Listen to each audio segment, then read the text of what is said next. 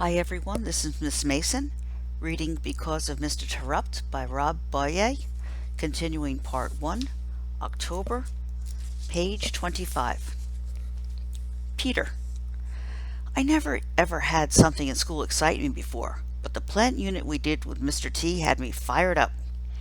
We grew these bean plants from seeds, and, once they got big enough, we started doing different tests with them.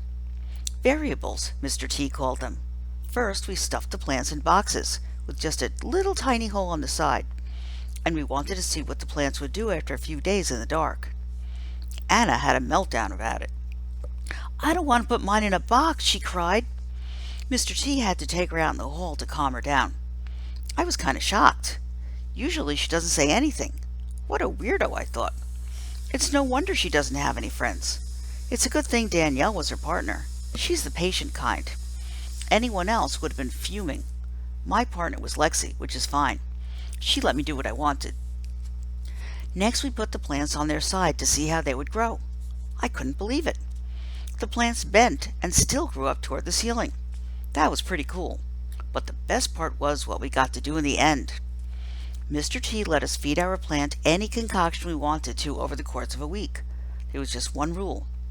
We couldn't use an ingredient that would spoil and stink up the classroom, like milk, or something that wasn't good for us to breathe, like gas. There were some pretty wild concoctions. David and Nick used salad dressing because, according to them, plants make salad, so the plant will like salad dressing. Brenda and Heather used orange juice mixed with ketchup and Pepto-Bismol.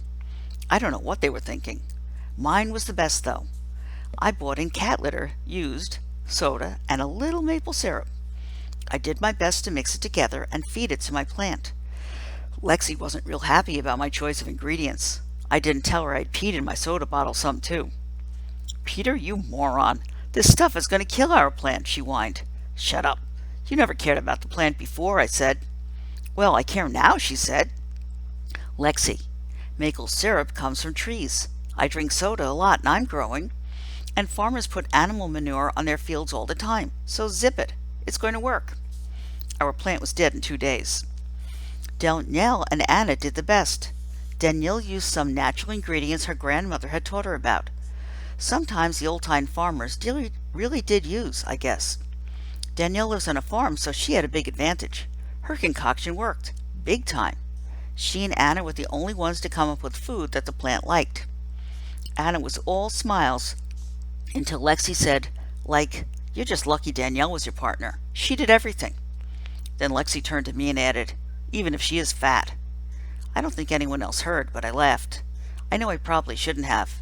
Anna's smile disappeared and she stared at the floor. Poor old Luke sure tried. I think he put too much brain power in it, and he's got a lot of brain power. He's been the smartest kid in school since kindergarten. His partner was Jeffrey, but he never does anything. He just let Luke take charge. Maybe he should have helped.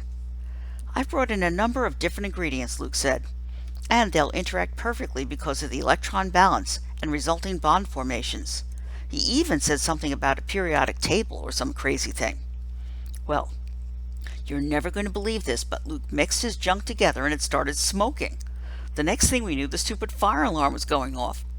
The whole school had to go outside, and even the fire department showed up. It was great. Mr. T had to do some explaining, and after a while we were let back inside, but Luke wasn't performing any more experiments for us. Man, things were just so much fun with Mr. T. Luke. We moved from cool math right into wicked science. The only thing I didn't like about our science unit was that we have to have partners. I prefer to do my projects alone, but Mr. Terupt teamed us up. We were working with plants, and he said we didn't have enough space for everyone to have their own. Jeffrey was my partner, which, believe it or not, worked out great, because he let me do whatever I wanted. He didn't care. The only bad part was he was always grumpy. Dollar word. We studied phototropisms by observing how our plant grew toward light after we stuffed it into a box that had only a tiny hole in its side. Then we studied geotropism by observing how our plant grew toward the ceiling, even after we tipped the plant on its side for a few days. And then we were given the opportunity to study a variable on our own. Mr. Terupt told us to manipulate the plant's nourishment. "Feed it whatever you want," he said. Make your own concoctions. Jeffrey left me alone. He hated school and everything about it. That day I hurried home and studied my periodic table. I had received a special chemistry set last Christmas. Hydrogen and oxygen make a special bond when they come together to form water. So I figured I should try to recreate that special bond with whatever molecular, dollar word, ingredients I chose. I looked through the chemicals in my set and picked the ones that would result in the same type of electron balance that occurred in the hydrogen and oxygen bond. I took my ingredients to school and got ready to measure and mix. Jeffrey was slightly interested at this point. Mr. Terupt, on the other hand, appeared a little uneasy about the whole thing, but he never stopped me. Luke, sometimes when you mix chemicals it can cause a reaction, which then explodes. Dollar word. I know, I said. Maybe we shouldn't mix these in the classroom without knowing what's going to happen, he said. It might not be safe. All these potions came from my chemistry set at home. My mom saw it. It's safe, I said, trying my best to convince Mr. Terupt. I didn't tell Mom or Mr. Terupt about the few ingredients I got from Dad's garage. I knew it would work. Hey guys, come and look at all the stuff Luke's mixing together, Chris yelled. I felt everyone gather behind me, and I began mixing my substances together in a bowl. But before I could feed my plants, something happened. First, the bowl started feeling warmer, then hot. The potion turned dark green, and then gray. It started bubbling, first slowly, then rapidly. I knew this was bad. Back up! Everybody back up! Get away from it! Mr. Terupt ordered. Smoke started billowing from my concoction. Then the screech of the fire alarm pounded against my ears. The only other thing I heard was Pete laughing. This is awesome, he yelled. Way to go, Lukester! Outside! Everybody outside! Mr. Terupt ordered. I was done for. I was sure of it. Wrong again. Mr. Terupt spoke to Mrs. Williams and took the blame for everything. He even stood up to the fire marshal, who always walked through the building after an unannounced fire alarm. The marshal wanted our dollar word posters taken off the hallway walls. He claimed they were a fire hazard. Jeffrey thought this confrontation was a big deal. Did you see Terupt say no to that guy? He said. He refused to take our posters down. I saw, I said. And I saw flashbacks of smoke pouring out of the bowl. I knew I wasn't ever going to be a botanist. Dollar word. At least Jeffrey had gotten excited about something. I wish Mr. Terupt hadn't trusted us so much. Maybe it was because he was a first-year teacher and didn't know better. But I don't think that was it. I think it was a case of Mr. Terupt being a special teacher. Jeffrey. Luke was trying to feed our plant. I saw the smoke rising. I knew what was going to happen. Terupt did too, because I saw him go to the windows right away. Not fast enough, though. The alarm still went off. The whole school had to go outside because of Luke. When we got back in, some guy was walking down the hall with our janitors, Mr. Loomis and Mr. Ruddy. Terupt sent us back into the classroom, but he stayed in the hall. I hid by the door to listen. All of it, the man yelled. I want all of it off the walls. He was pointing at our math posters. Mr. Loomis looked at Terupt. You heard him, he said. I'm not taking them down, Terupt said. Do you know who this is? Mr. Ruddy said. This is the fire marshal. Terupt said, I don't care who it is, and I'm not taking them down. He looked at the fire marshal and said, You have no idea how hard my kids worked on these. He was pointing at our posters. He was pointing at my poster. It had one word on it, stupid, and it wasn't even a dollar word. All of a sudden I felt bad because I hadn't tried on Terupt's project. There were some more words said, but then the fire marshal left. The posters stayed. I hope he felt stupid. Terupt came back into the room. Peter was out of his seat. Mr. T, you just told that guy off, Peter said, dancing around. That was awesome. No, I didn't, Terupt said. Get in your seat. You shouldn't have seen that. But I saw it, and I heard it. Terupt stuck up for us. There's always posters up in school halls, and they're never fire hazards. I think the fire marshal was just mad about our false alarm, and I think Terupt knew that too. He wasn't going to get pushed around. Our hard work mattered to Terupt, even mine. I owed him now. I had to try, even if only a little. Anna. I didn't want my plant to die. I didn't want to put it in the box. Everybody was staring at me. I started crying. Mr. Terupt took me out into the hall. Anna, what's wrong? I don't want to kill my plant, I blurted out. My back slid down the wall and I put my head in my hands. We're not going to kill your plant. Mr. Terupt knelt down in front of me. Yes, you are, I said. If we put it in the box, it's going to kill it. We'll take it out before it dies, he promised. No, I don't want to hurt it. I'll tell you what, Anna. Let's do the experiments that are lined up for your plant.